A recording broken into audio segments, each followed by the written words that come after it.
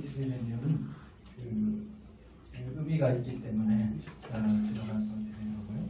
저는 개인적으로 관심은 어디 이런 데서 강의를 제가 들을 때나 이런 때 보면 제가 조장에 앉았었는데요.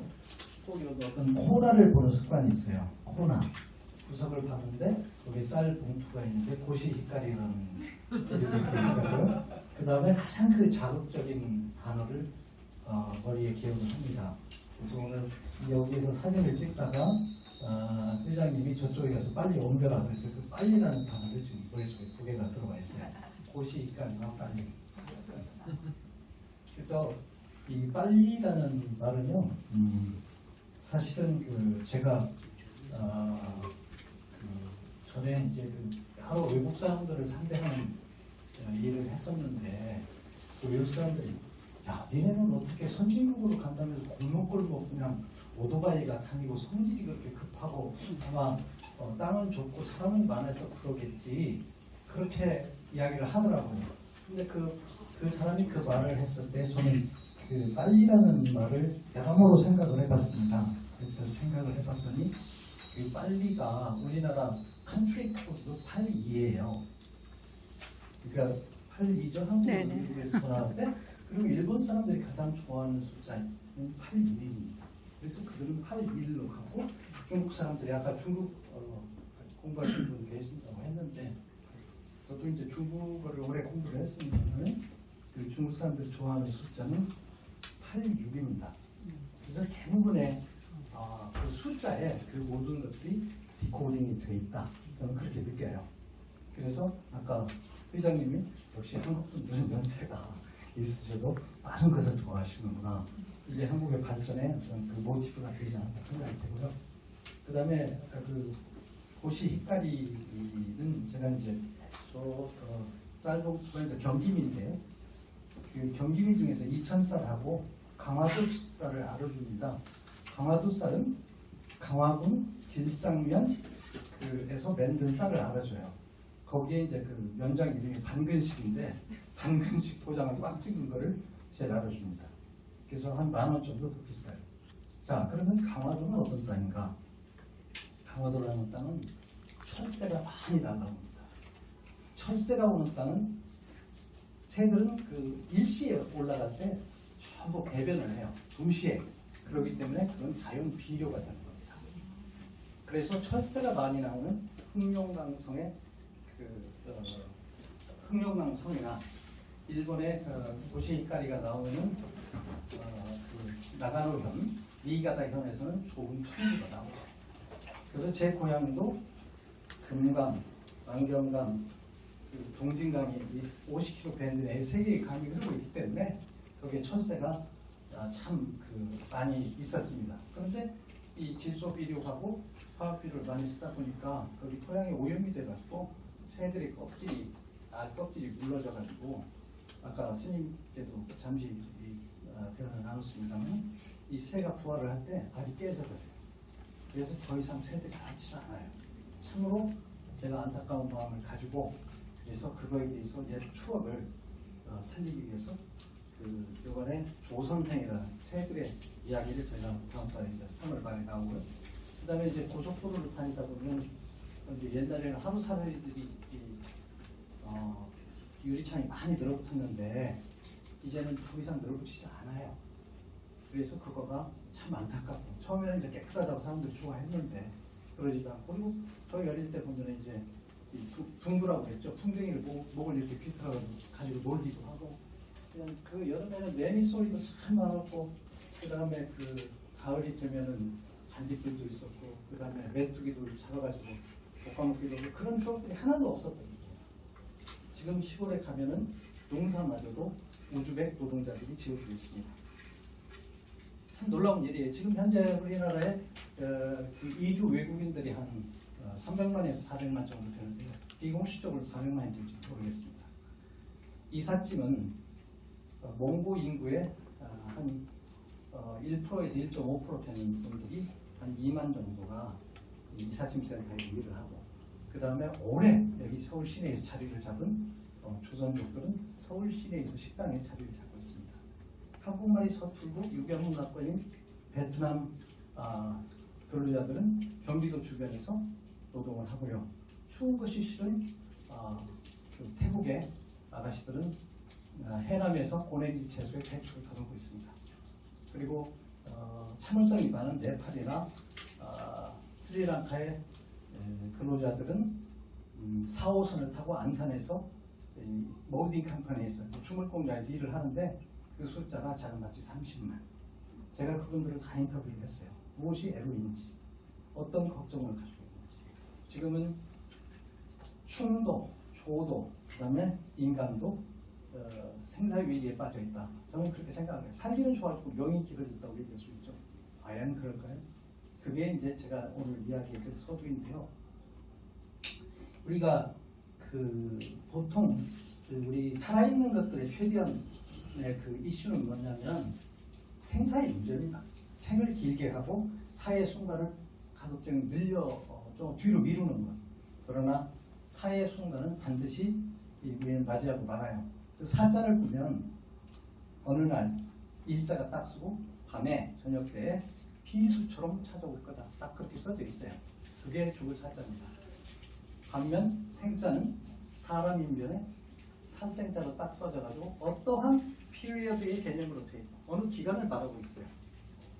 그 일정한 기간 동안에 우리는 어떻게 살 것이냐에 대해서 묻는다면은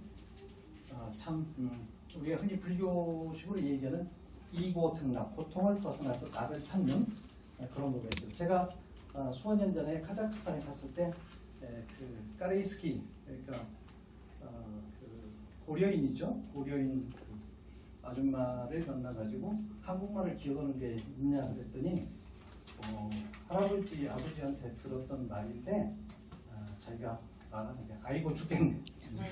이게 고통이라는 얘기예요. 그 고통을 벗어나는 거가 이제 그 우리의 목표인데 그 고통을 벗어나는 거라는 것은 이제 말하자면은 제로 사람을 타고날 때 이제 고통을 끼고 태어나는 사람도 있고 고통이 비교적 덜 고통을 안고 사는 사람도 있죠. 그런데 그거를 고통을 덜 안고 태어나는 사람은 어떤 운이 좋다. 그 다음에 그렇게 얘기를 하죠. 운이란 말은 중국어나 일본어나 한국어도 똑같이 씁니다. 한자로 운 쓰고 중국말로는 윈, 그 다음에 한국말로 운, 그 다음에 일본어는 인 그렇게 얘기를 하죠. 그러니까 그러한 우리가 운을 타고나는 운과 만드는 운이 있습니다.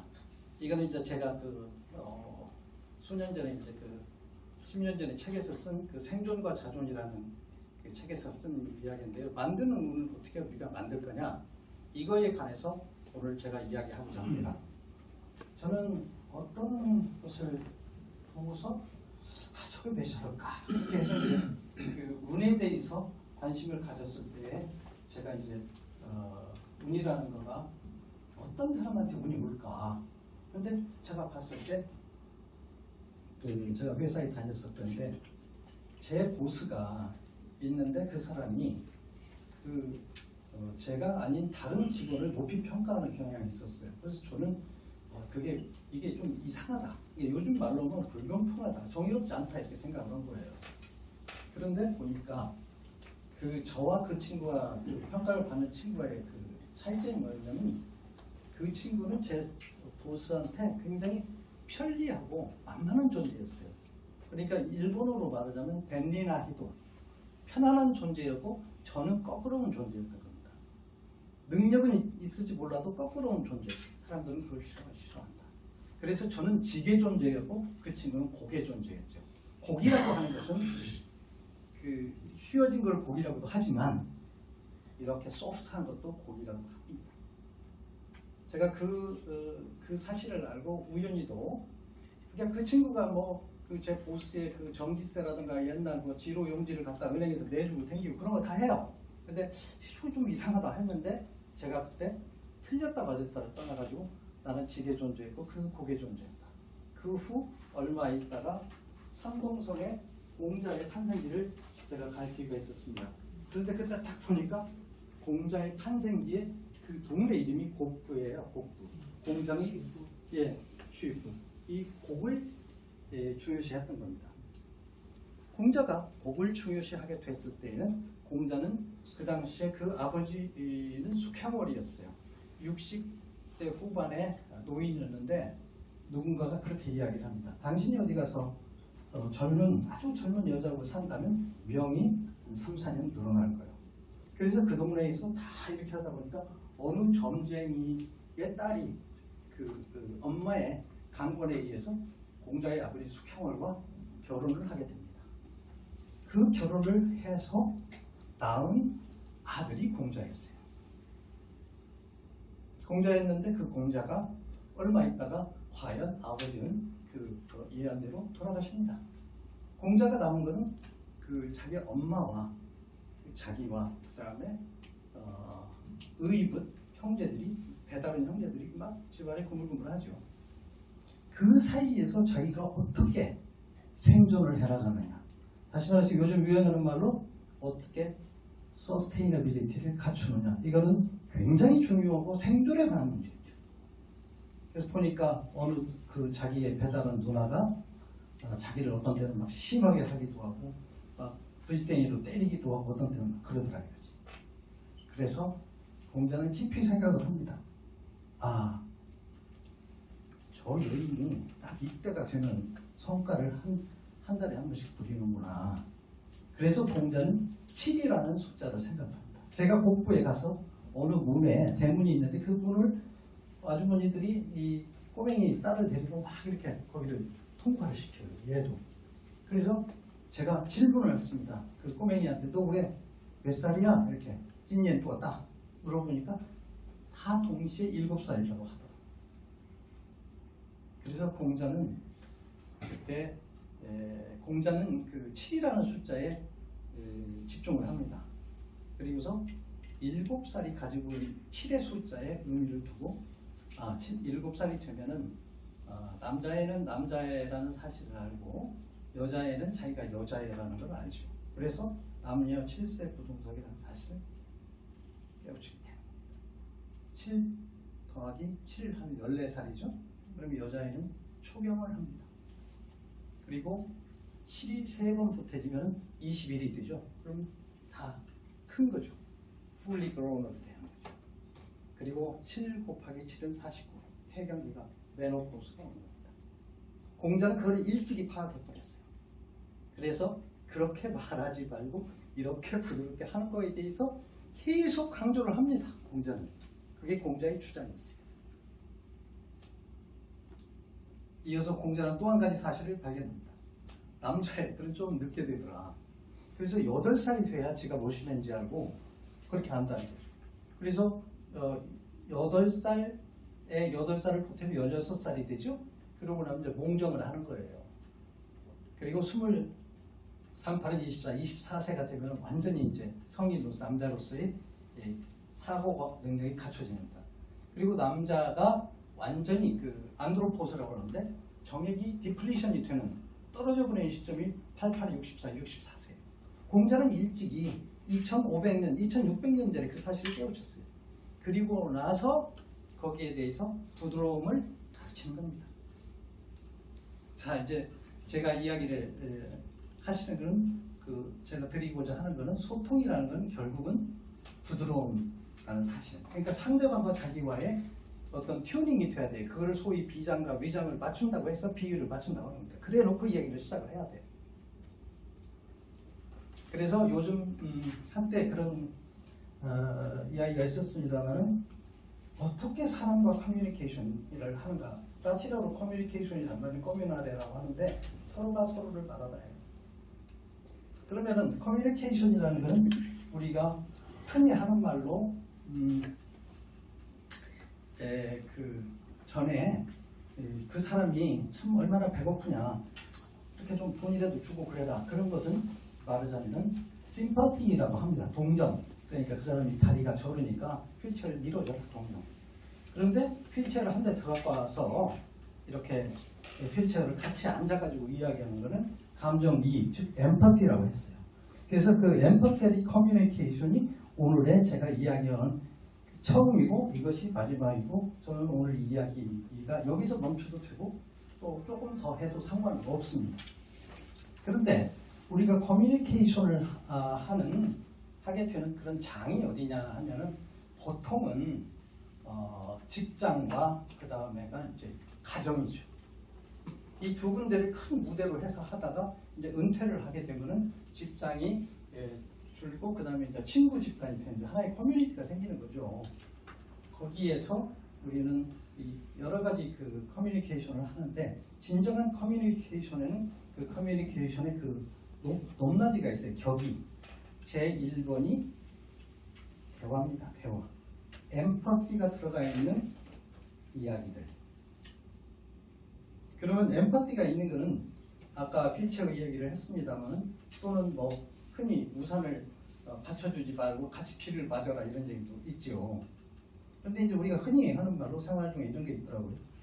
엠파티라는 게 이제 어떤 친구가 이제 그 뭔가 조금 잘 된 친구한테 뭔가 경제적으로 도움을 받기 위해서 왔어요. 왔는데 그 친구가 잘 된 친구가 그 친구를 어디 호텔에 데려가서 점심을 사주고 와인이 어떻고 뭐 이게 프랑스 와인 몇 년산이 어쩌고저쩌고 이러고 나서 그냥 이 친구가 전철을 타고 가야 한다면 너무나 허망할 거예요. 그런 거가 이제 그 엠퍼시가 없는 그 트리트먼트죠. 하스피탈리티.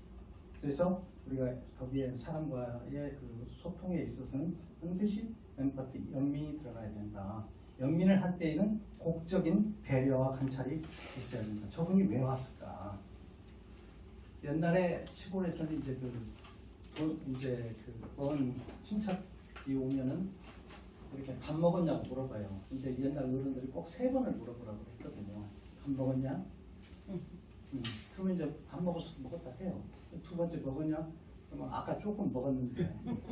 그럼 밥을 다 먹여가지고 그 다음에 이제 추운 겨울에 왔으면 손을 잡아서 아랫목에다 딱 넣어주고 그렇게 해서 좀 기다려라 이렇게 해가지고 밥을 먹인 다음에 이제 얘가 이틀을 머물지 일주일을 머물지 이제 몰라요. 갈 때는 얘가 온 왕복 차비 이상을 손에 쥐어서 보내는 거가 옛날에 우리의 그 엠퍼티였는데 지금은 아파트 생활을 하고 그러다 보니까 시아제가 시골에서 와가지고 여기 병원 치료받으러 와더라도 새벽 고속버스 타고 그리고 바로 내려가 병원 치료만 이게 지금 이렇게 상황이 됐어요. 그래서 그 커뮤니케이션의 레벨의 첫 번째가 대화다. 근데 대화가 비슷한 말들이 몇 개 있어요. 그 중에 하나가 회화죠. 회화. 그러니까 우리가 쉽게 말하면 노가리 따는 거. 파락파락 의미 없는 소리 시간대에 뭐 즐겁게 하고 있어. 회화예요. 물론 영어 회화란 말도 있고 뭐 그렇게 하시면요. 그 다음 애가 또 뭐가 있을까요? 우리 집 애가 공부를 안 하고 맨날 게임만 하고 텔레비만 보는데 엄마가 인상 쓰는 거 그런 거는 이제 안면으로 얘기하는 거니까 그건 면화라고 해요. 면화. 그리고 이제 그 또 짐승 숫자 수화가 있는데요. 수화는 예를 들어서 이제 이제 사춘기의 그 자식과 부모 사이에 예를 들어서 밥 먹었냐? 응. 하고 문 쾅 닫고 들어갔거든. 그건 안 열어줘. 그런 것이 이제 일종의 매우 단순한 그러니까 이 산에서 늑대가 우엉했을 때 저 산에 늑대가 우엉하듯이 그냥 이렇게 마치 짐승처럼 아무 의미 없이 서로 그렇게 이야기를 한단 말이에요. 그런 것들에 대한 이유를 우리가 생각을 해봐야 돼요. 내가 사춘기다 그렇게 생각하지 말고 제가 가지고 있는 고통이 무엇인지 학교에서 괴롭힘은 없는지 무슨 이성 문제에 고통은 없는지 요새 무슨 돈 때문에 무슨 어디 잘못 써가지고 뭐가 있는지 이런 문제에 대해서 다각도로 생각을 할 필요가 있다. 이런 이야기를 제가 말씀을 지금 서론인데 좀 길었는데요. 제가 이야기를 드리고 이렇게 어떤 사실 하나의 사실을 보고서 많은 걸 생각하는 걸 갖다가 그거를 갖다가 이제 그 옛날에 중국에서는 기미관조라고 했죠. 아주 작은 사실 어떻게 한자로 기미관조라고 했습니다. 어떤 사실을 딱 보고 저게 무엇일까 이렇게 생각하는 거예요. 왜 제 이름은 개똥일까? 제가 천에서 개똥일까? 아니다. 쟤네 집은 형제가 원래가 6남매였는데 제 위로 4명이 죽고 그다음에 무슨 그 재수 없는 기운이 들지 않기 위해서 거기에다가 대똥이라고 하면서 사악한 기운을 물리치기 위해서 했다. 이렇게 생각을 딱 할 수 있어요. 그래서 거기에는 반드시 뭐가 있다. 네? 예.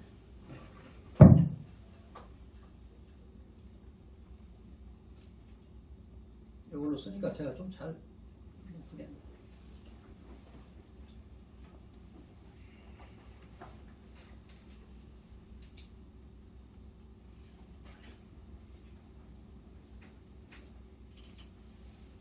이렇게 씁니다.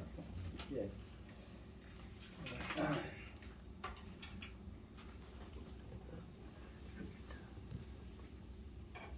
기미 검정. 예.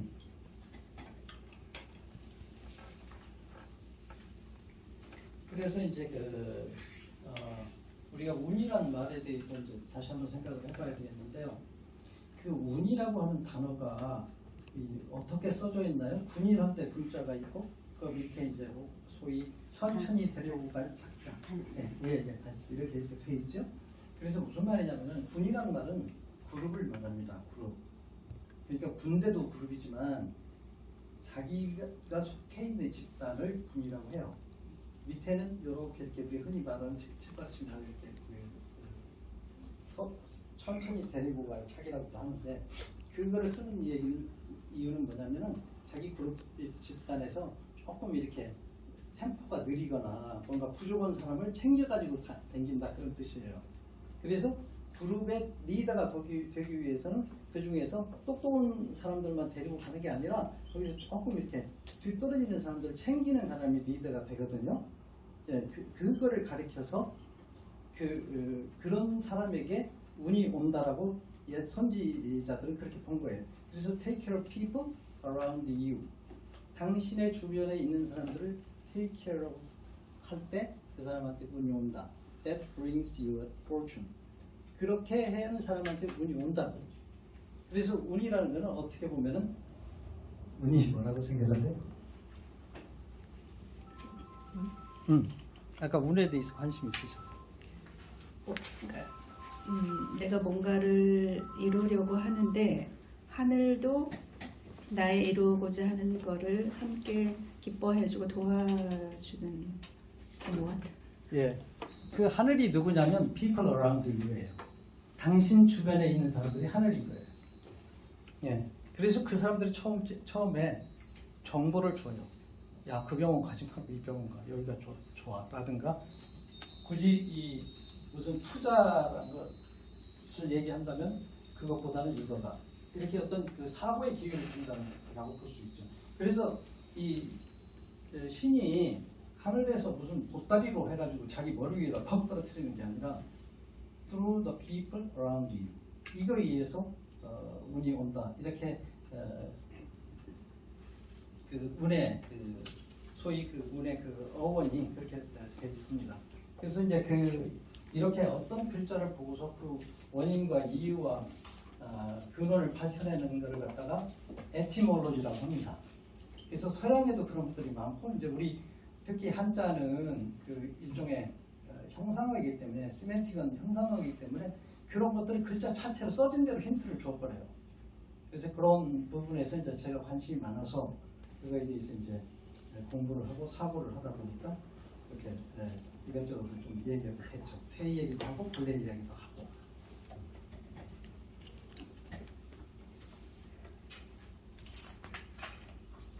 그래서 이제 제가 이제 아까 그 엠퍼티라는 말을 제가 이제 했는데요. 그러면 엠퍼티란 말이 연민이라는 것은 무엇을 연민이라고 하는가 이제 이제 궁금하실 거예요. 근데 겨울철에 말이죠. 여러분들 이렇게 마른 덤불 속에서 참새들이 쫙 올라오는 거 보셨어요? 한 40마리가 내려갈 때도 쫙 내려가는 거. 그들 사이에는 훈련된 연민이 있습니다. 연민은 마음에서 솟아나는 게 아니라 어쩌면 훈련일지도 몰라요. 그래서 그거를 가르쳐서 심리학 용어로는 동화라고 합니다. 동화, assimilation. 그래서 우리가 동화가 사실은 어떤 때도 그 응용이 되고 있냐면 우리가 어디에 가면은 막 그 큰 이렇게 스테디움에서 젊은 사람들이 한 번에 노래를 부르죠. 그걸 떼창이라고 합니다. 그 떼창이 그 동화의 일종이에요. 그 동화를 함으로 해가지고 거기서 어떤 그 집단 내에서 그 훈련이 되는 건데, 예를 들어서 기찻길역 오막살이에 기차가 가는 거가 그것도 일종의 동화예요. 기차와 어린아이와의 잠이. 그래서 할머니가 토닥거리는 것도 이게 동화입니다. 동화라고 하는 것은, 즉 아까 엠퍼시를 이루는 동화라고 하는 것은 리듬과 박자가 맞아야 된다. 보통은 4분의 3박자입니다. 그래서 한국의 트로트도, 일본의 엔카도, 중국의 대중 가곡도 전부가 4분의 3박자로 되어 있다. 그래서 한국이 그 K 뮤직이 세계로 뻗어나가기가 좋은 게 4분의 3박자의 리듬과 박자를 가지고 있다. 이렇게 보시면 돼요. 자, 거기에 엠퍼시가 있는데, 엠퍼시라고 하는 것은 감정이입이다. 감정이입이라고 하는 것은 일종의 동화 현상이다.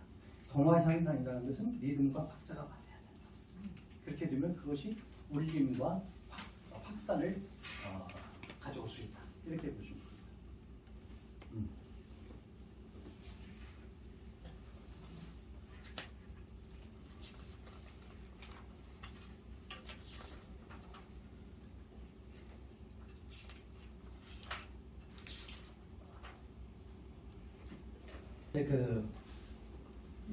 예를 들어서 우리가 정치적으로나 사고가 조금 다른데도, 혹은 생각이 다른데도 잘 어울려가지고 하나의 집단을 만들어 가는 그런 원인이 무엇인가, 그렇게 만드는, 소위 그 집단이 집단으로서의 성격을 갖게 하는 그 단결심을 만드는 것가 무엇인가에 대해서 생각을 한 적이 있었습니다. 그때 제가 이제 그 핵심적인 그 키워드가 뭘까 이렇게 생각을 했는데, 어느 순간에 그 중국의 어떤 그 고전을 읽으면서 이 네 가지 네자로 된 단어를 생각이 됐어요. 그게 뭐였냐면 상하 동욕이었습니다. 상하다, 그 전체의 집단에 있는 사람들이 똑같은 욕심을 가졌을 때 동욕, 이렇게 쓸까요?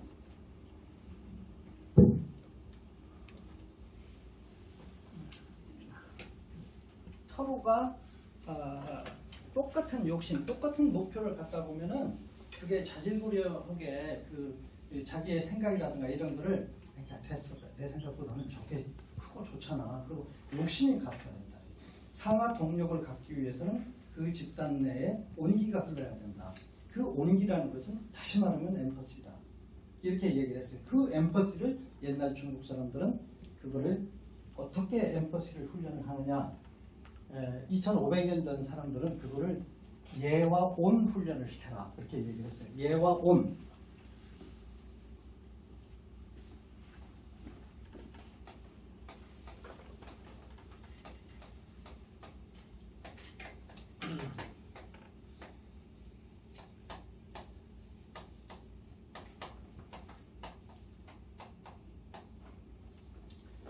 예와 온이라고 하는 것은 그 아까 이야기한 그 곡과 같은 거 아닙니다.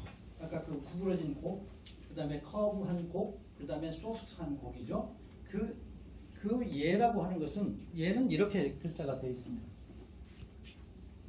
첫째, 보여주어라. 이게 디스플레이 해줘라는 얘기입니다. 보여주어라. 무엇이? 귀하의 머리가, 이게 콩두 머리도 자입니다. 머리가 부드럽고 곡선임을 보여주어라. 직으로 말하면, 야, 너 가. 내가 왜 가? 갈래? May I? Would you mind? 이거가 훨씬 설득력이 좋다는 거죠. 이거가 보여주어라. 너의 머리가 부드러움을, 간접적임을, 이거를 예라고 합니다. 우리가 예라고 하는 게 무슨 그 포멀리티, 어떤 법도를 말하는 게, 형식을 말하는 게 예가 아니에요. 그러니까 퇴계 이황이 거기에 조금 이게 뭐 좀 붙이는 며느리가 와갖고 제사를 지내는데 이것저것 주워 먹고 하니까 사람들이 막 어쩔 줄 몰라. 되게 이왕 집안에 며느리가 저게 뭐야? 이렇게 하니까 되겠다. 그리고 몇 살, 대여섯 살 먹은 놈이 이것저것 막 만지고 댕기고 그러니까 되겠다. 요새식으로 말하면은 할아버지 미워. 그러면 미워. 그러고서 얘하고 하이파이브를 해야 돼. 이게 예의예요. 이게 부드러움이에요. 그러니까 그 너무 정통적이고 오텐틱하고 포멀한 거가 주는 그거를 우리는 고지식이라 그래요. 지식이 굳어버렸다. 고지식. 이렇게 쓰죠. 고지식. 아이고 어디 갔네. 고차할 때 고자에다가 이 지식 이렇게 쓰는 거예요. 고지식이다. hardened knowledge. outmoded. 끝난다 이거지. 이거는 고지식이라고. 그러면은 이 온이라는 건 뭐냐? 절박한 상황에 있는 사람한테 이 대접을 해주는 걸 온이라고 합니다. 예를 들어서 형무소 가막서에 들어가 있는 사람한테 간수가 그동안 고생이 많았지 이렇게 하면서 이게 죄수에 박스 아래 사람이 들어있으니까 그 죄수에게 물을 주는데 그 물을 접시에 받쳐서 살아야 이게 따뜻한 원입니다. 그래서 제가 이야기하는 오늘의 이야기의 포인트는 뭐냐? 곡이에요. 곡. 소통은 부드러워야 된다. 그리고 설령 비율을 좀 맞추는 것이 그렇더라도 하는 게 좋다. 일단 튜닝이 돼야 상대방이 이야기를 들어줄 거 아니에요. 정의와 무슨 공평을 말하기에 앞서서. 응? 표독스러운 사람 말을 누가 듣고 싶어요? 아 그래? 아 그랬구나. 추워. 춥지? 이렇게 해줘야 말을 듣고 싶어요. 사람들 그립습니다. 따뜻함이 그립고 부드러움이 그리운 거예요. 그 누구래?